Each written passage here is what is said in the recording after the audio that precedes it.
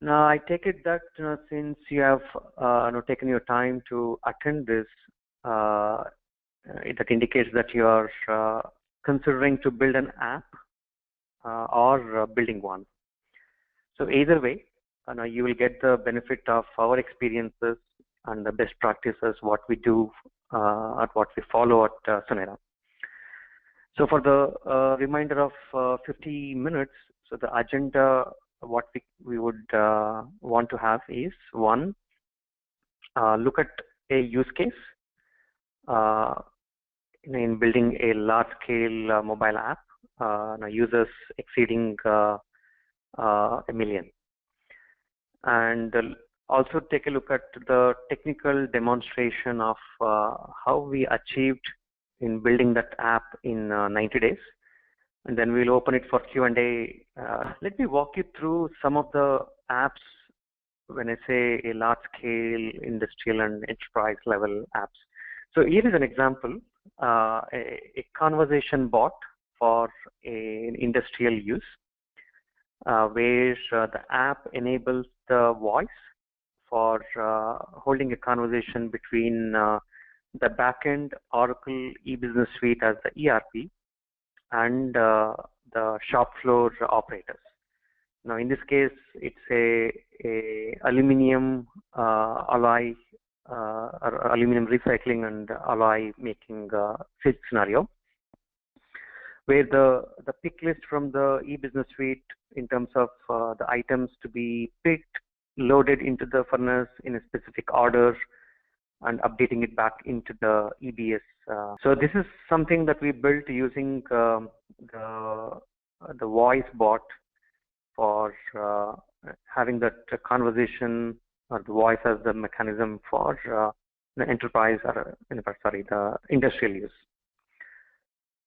Another example for in the retail segment, connecting the brand owners to do their promotions, marketing promotions, consumer connect, and loyalty management using the mobile app and the passive IoT for scanning the QR codes and having the promotions managed in real time.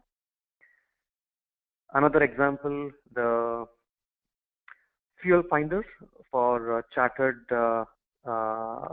pilots when they fly their 4-seaters, 10-seaters across the nation, finding the fuel needs and transacting while they are in flight.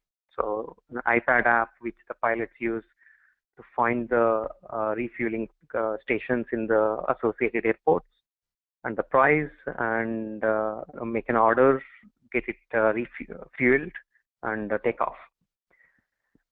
So around 60% of the chartered pilots use this app as we speak. Here is an interesting app that we just completed taking to the market. So this is for the pre-owned car industry in terms of doing the trade online on the mobile app. So this is a marketplace on a mobile app where the car dealers they can engage, become members on the marketplace, list their inventory, and buy or sell. Let me take a deep dive into this particular app, and we completed this in 90 days. So this becomes as a reference story to talk about for the rest of the session here.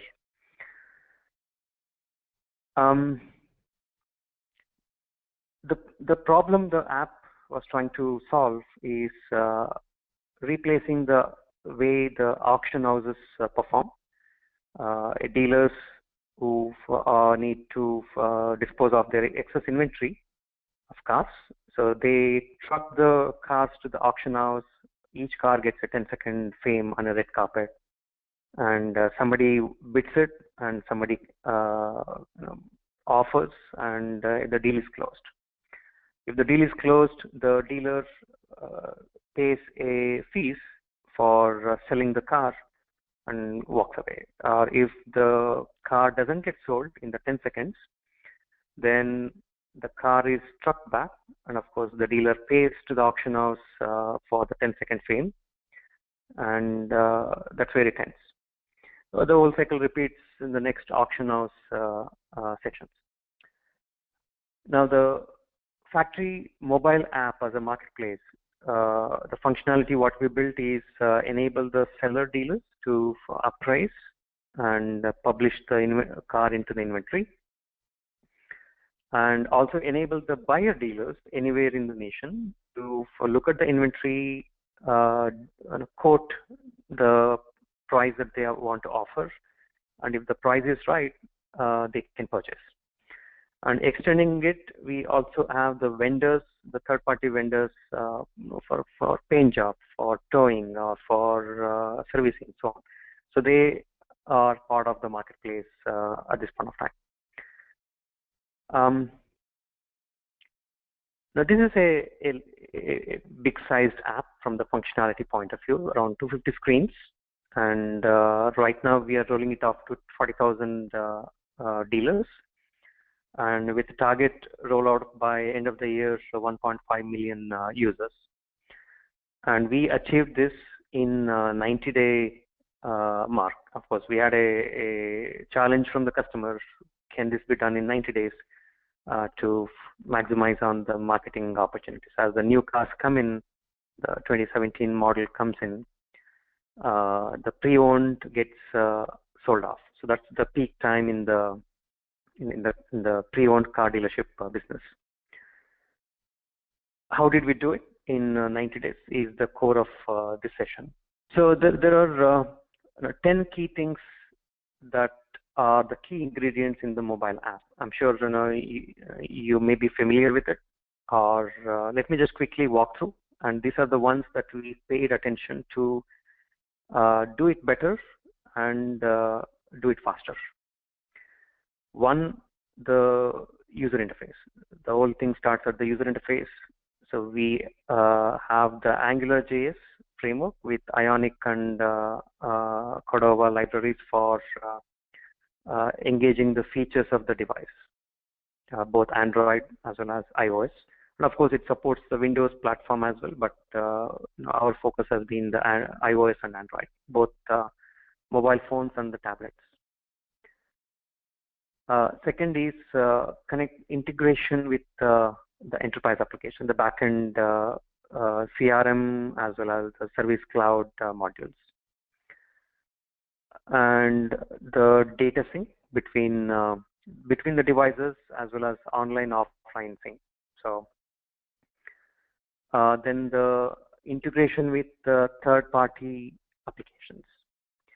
So in the factory case, there are half a dozen external applications that played a role. For example, the Carfax. Based on the VIN number, you get the history of the car.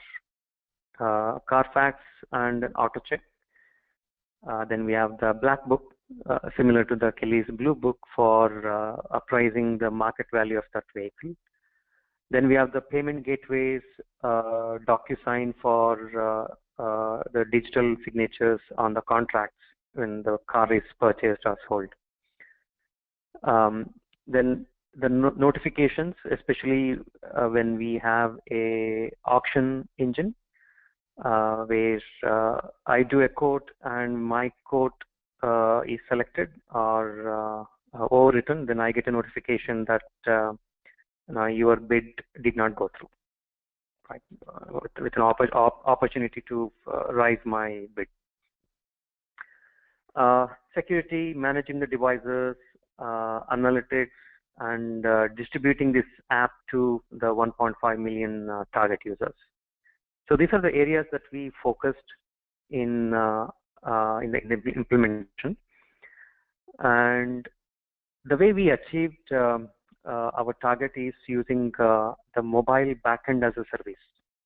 It's the MBaaS, MBaaS, which enables through its platform features to implement the integrations, implement the notifications, implement the security, user onboarding, the device onboarding, or device management, analytics, and so on.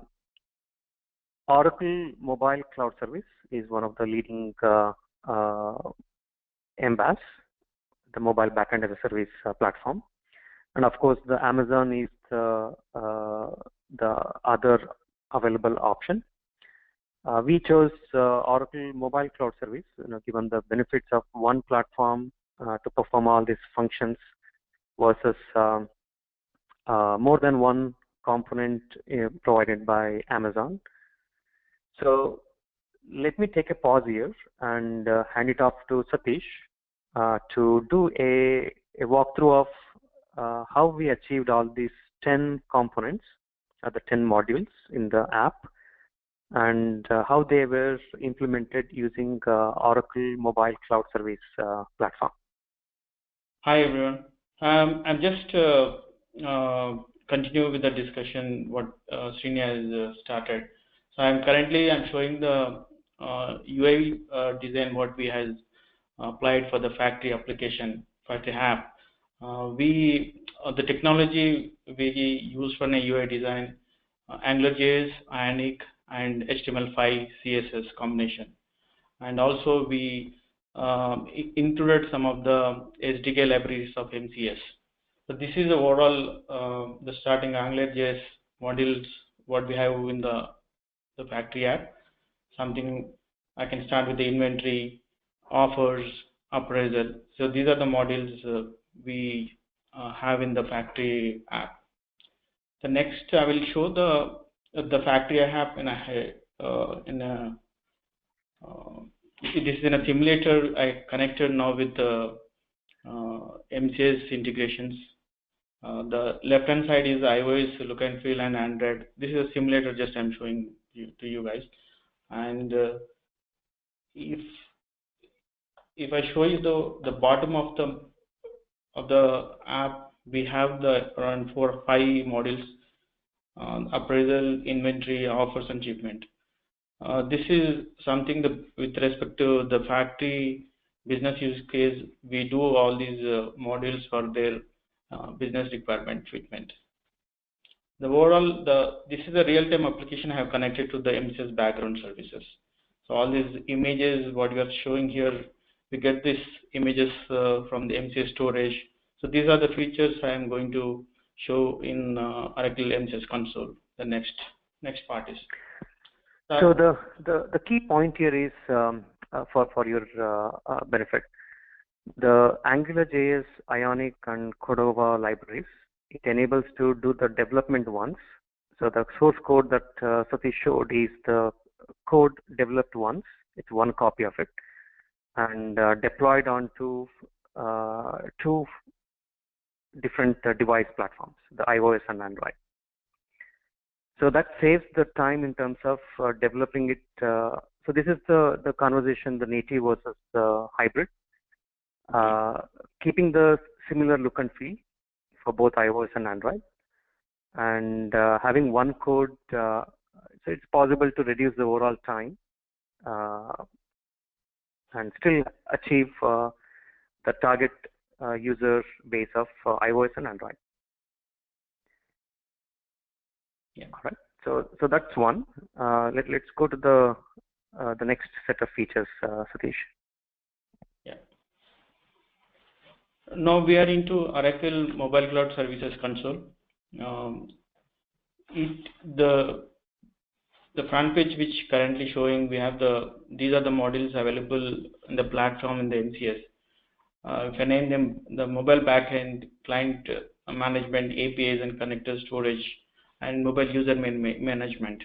All these platform API enabled services which are readily usable across your mobile app development. And this is a developer friendly application where simply can use any REST APIs and can connect to the mobile apps.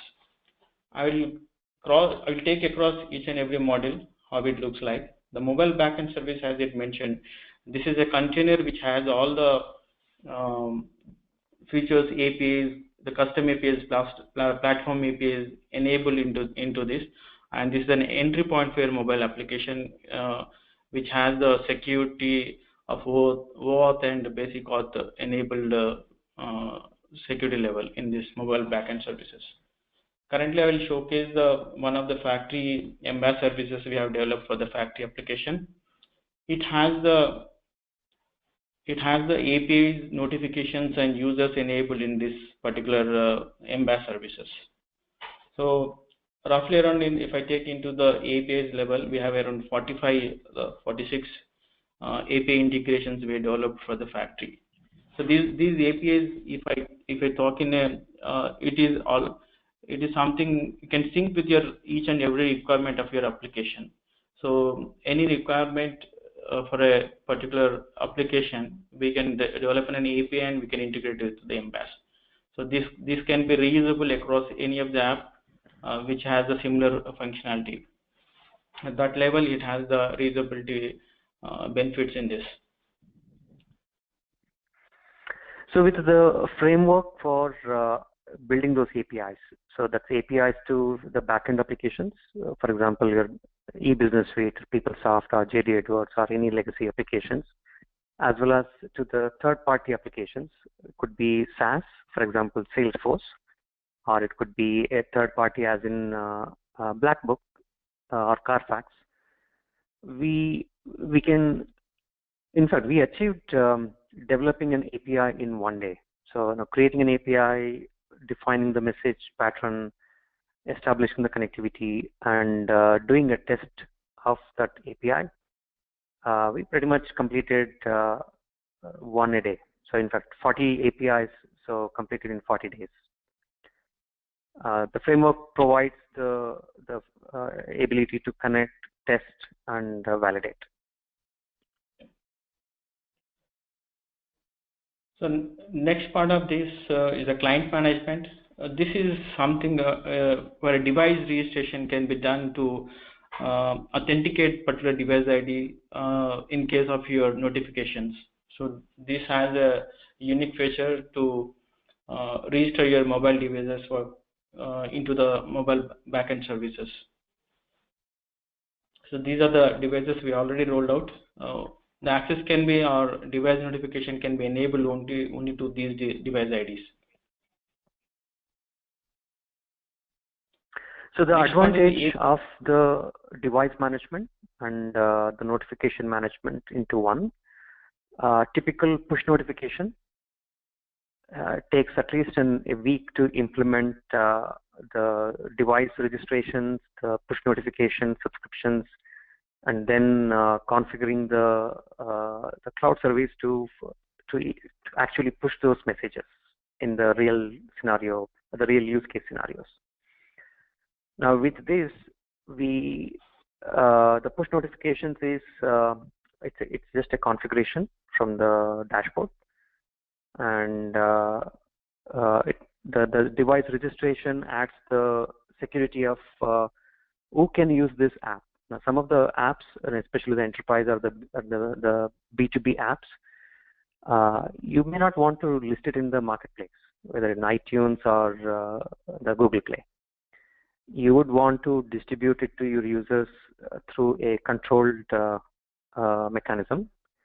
And that's where the device management comes in, where you know who is using it, and you can either provision or deprovision if the user moves out or the device is lost, all sorts of security-related scenarios. This part I'll explain on the API level. I just differentiate the one which I shown before and this one. So in this Oracle MCS, they define the two different APIs. One is the platform API and the other one is the custom API. Custom API has been developed using the Node.js, which has a feature to connect to different connectors, which is already available in the MCS. And the platform APIs are readily available built-in services which can be used in your mobile application, something like a notification or storage. So these are the features readily built-in APIs in the platform APIs.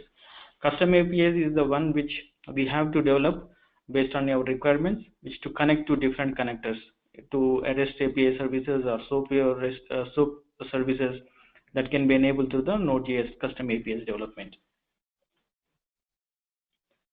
Next thing I'll take to the connectors.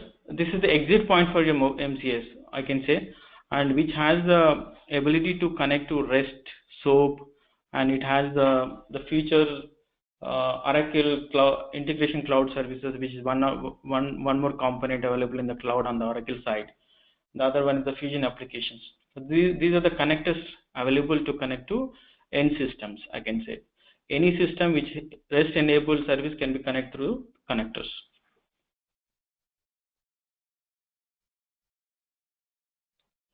Next, I'll talk about the storage. This is something a beautiful feature available in the MCS because some features which required in any of your mobile app development is to store your images or data offline. So those data can be we can store in a collection in the storage. So we have which the factory application based, since it's in a car resale call a car application, most of the car images has been stored in this storage component. We have around each and every appraisal, we will store around 5 to 6 images we'll store in the storage collections, and it's easy to implement, and the performance is also very high on this. So the advantage of the storage feature is the synchronization. So the device synchronization, whether it's online, offline, and having that the data or especially the images, the files in a cached mode at the storage layer. So the user responsiveness, the data loading, the time to load the images and the files, you'll get a good response with this module. Mobile user management is it's one feature, easy to register for a mobile app to connect. So it's very simple steps to register a new user to access any of your application, any of your mobile app. And one more feature it's available is the authorization. Any APIs which we have to restrict for any user, we can restrict in this component. Or accessibility to any of your APIs, we can give the permission to that particular user in this. Good. The next part will go to the analytics.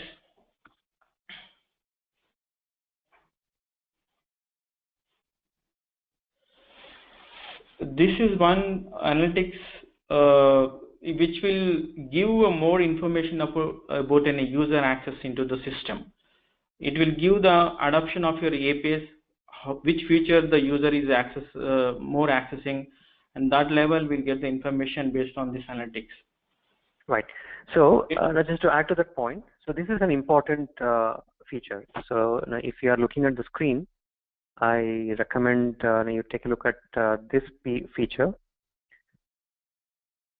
In most cases, in my experience, implementing an app, rolling it out to your enterprise or your B2B or industrial use, it's one thing, and the user adoption, how many people are really going to use this, is the second most important thing. An example, in fact, I was talking to the CIO of one of our customer. Time management, expense management, or the timesheet entry. So this is more of an employee self-service app. Invested more than 100K, implemented and rolled out. And in few months, people stopped using it because they did not see the value of using the app, or they were more comfortable in the traditional browser-based app. So that was the outcome, but there was no way to figure out who is using it, in what stage, in what screen the users get stuck, they don't like the flow, or what's preventing them using that investment. It's a huge question, a big question. So the analytics gives that information in terms of who are the users, where are they located, and what has been their usage pattern. Do they log in? Do they navigate to the screen number 2, screen number 3? Are they just log in, go to the screen 1, and close the app? Right. So this is an important feature. Well, in our case, as we rolled out the app, getting the feedback in terms of the APIs, the users, their actions, and what's the level has helped in fine-tuning the user interface to give that user experience that is needed, and make the app adoption successful. And also to add to the Srini, it will give the response time of each API call made into the system from end-to-end system. So it will give the clear indications like how many total calls last 1 week, and also calls per day, how many we are getting. So this much clear graphical representation and information will be shown in the analytics. Good. Well, Satish, are there any other features that you want to touch upon? Yeah, just I want to show one thing, Srini. Just give me a second.